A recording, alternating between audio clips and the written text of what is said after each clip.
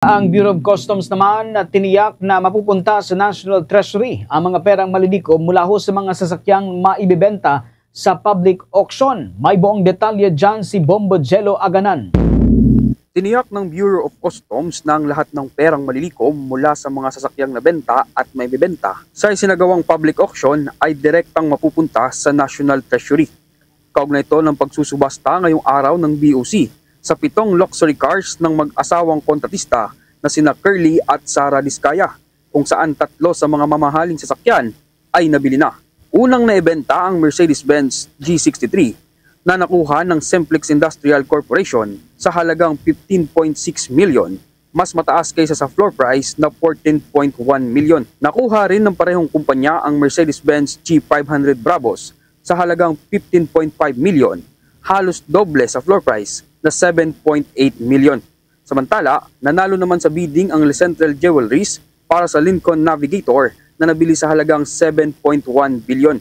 Ayon kay Attorney Chris Bendejo, Deputy Chief of Staff ng BOC, ang kabuuang 38.2 million peso na nalikom ay ito-turn over sa National Treasury upang magamit ng pamahalaan sa iba pang programa.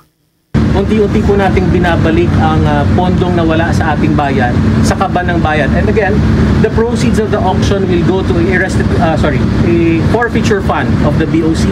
The BOC cannot utilize that fund. That fund will eventually be reverted to the National Treasury. So buong-buo na ibabalik natin sa kaban ng bayan ang ma-generate nating proceeds sa auction process. Sa kabilang banda, hindi naman nabili ang 4 pang sasakyan. Ang Rolls-Royce Cullinan na may floor price na 45.3 million, Toyota Sequoia na 7.2 million, Toyota Tundra na 4.9 million at Bentley Bentayga na 17.3 million.